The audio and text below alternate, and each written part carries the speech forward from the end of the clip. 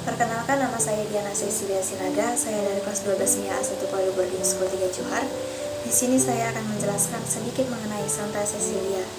Yang pertama yang akan saya jelaskan mengenai Santa Cecilia adalah biodata dan kisah hidupnya.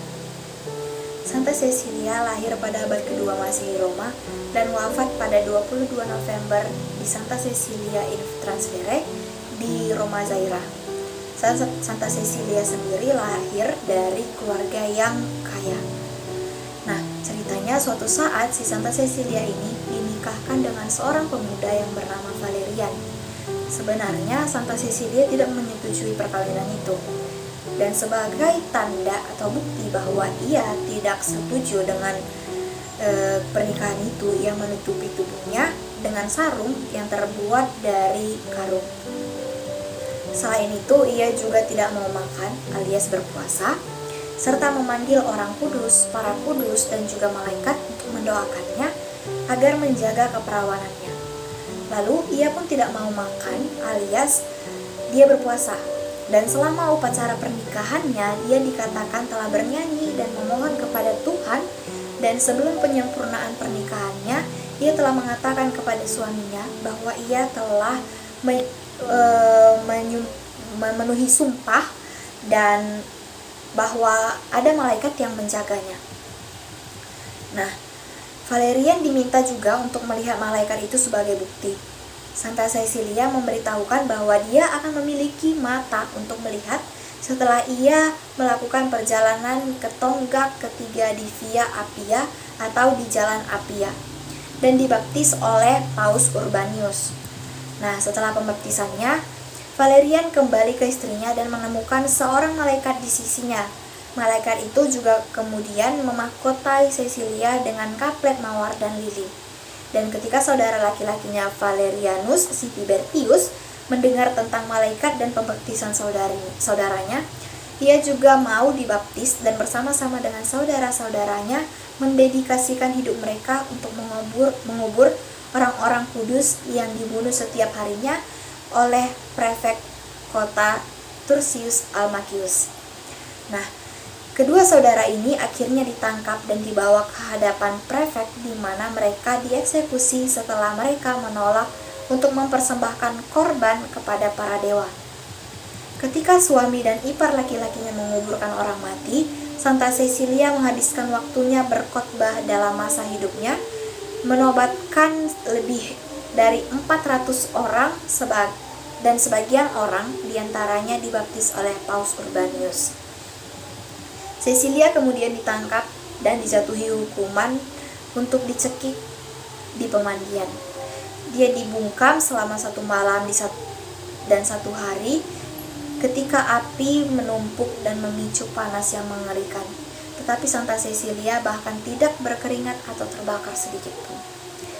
Ketika Almachius mendengar ini, dia mengirim orang dari Algojo untuk memotong kepalanya dan di pemandian itu. Nah, Algojo memukulnya 3 kali tapi tidak dapat memenggalnya, sehingga dia membiarkannya berdarah dan dia hidup selama 3 hari. Orang banyak datang kepadanya dan mengumpulkan darahnya ketika ia berkhotbah kepada orang atau berdoa. Pada hari ketiga ia meninggal dan dikuburkan oleh Paus Urbanus dan para diakennya. Santa Cecilia dianggap sebagai pelindung musik karena ia mendengar musik surgawi di hatinya ketika ia menikah dan diwakili dalam seni dengan organ atau organ pipa di tangannya. Pada tahun 1599, pejabat lokal menari tubuhnya dan ditemukan bahwa tubuhnya tidak rusak sama sekali, padahal dia sudah lama meninggal. Dia mengenakan kerudung sutra dan mengenakan gaun bordir emas. Pejabat hanya melihat melalui tabir dalam tindakan penghormatan suci dan tindakan melakukan pemeriksaan lebih lanjut. Mereka juga melaporkan bau seperti bunga misterius dan menyenangkan yang berasal dari peti mati si Santa Cecilia. Jenazah Santa Cecilia dipindahkan ke gereja tituler Cecilia di Trastevere dan ditempatkan di bawah altar yang tinggi. Lalu pada tahun 1599,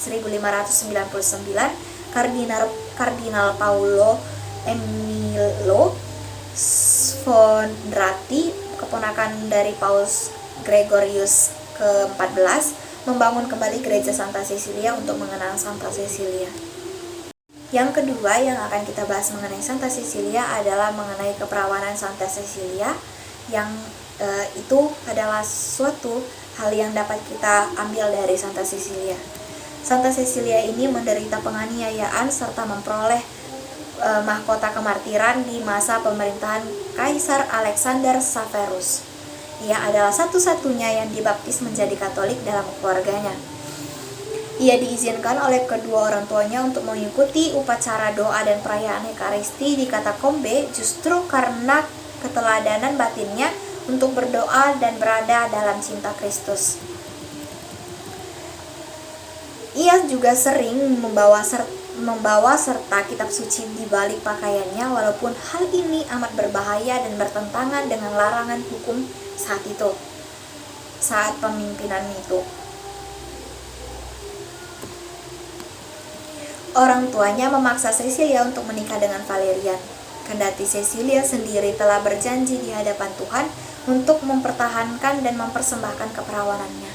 Cecilia amat mengagumi Valerian sebagai pemuda yang baik. Namun bagaimanapun juga Valerian adalah seorang kafir. Nah, pada malam pernikahannya Cecilia sekali lagi di hadapan Tuhan mengulangi janjinya untuk hidup dan murni bagi Tuhan. Ia berkata kepada Valerian, "Temanku, aku memiliki satu rahasia yang ingin aku katakan kepadamu. Namun, engkau harus berjanji bahwa engkau tidak akan menyampaikannya kepada siapapun." Valerian secara hikmat berjanji bahwa ia akan menjaga rahasia tersebut. Seorang malaikat Tuhan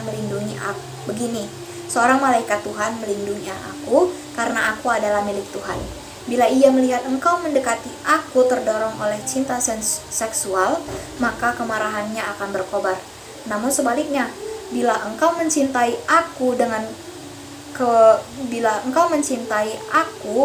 dengan cinta yang murni serta mempertahankan keperawananku, maka ia juga akan mencintai engkau sebagaimana engkau mencintai aku, serta melimpahkan ke atasmu apapun yang baik yang engkau kehendaki.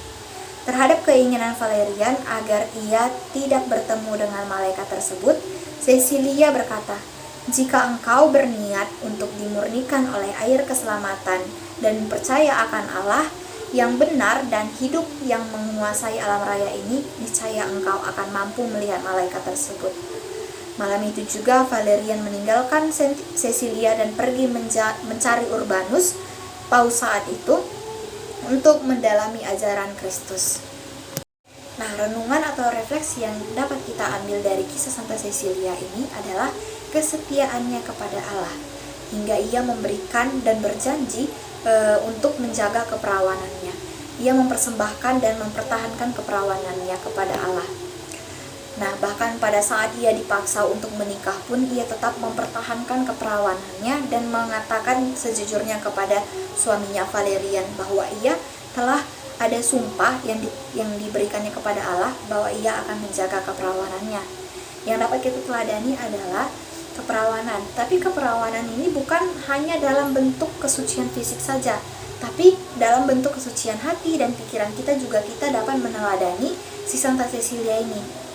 Kita juga dapat meneladani kesucian Santa Cecilia ini dalam hati dan pikiran kita, dengan cara kita menjaga pikiran dan hati kita agar tetap suci untuk meneladani si Santa Cecilia ini. Dan jika ada panggilan suci, kita juga dapat menjaga kesucian fisik kita. Jika ada panggilan suci seperti kita ingin menjadi biarawan atau biarawati. Demikian presentasi saya mengenai Santa Cecilia. Jika ada kekurangan saya mohon maaf. Terima kasih.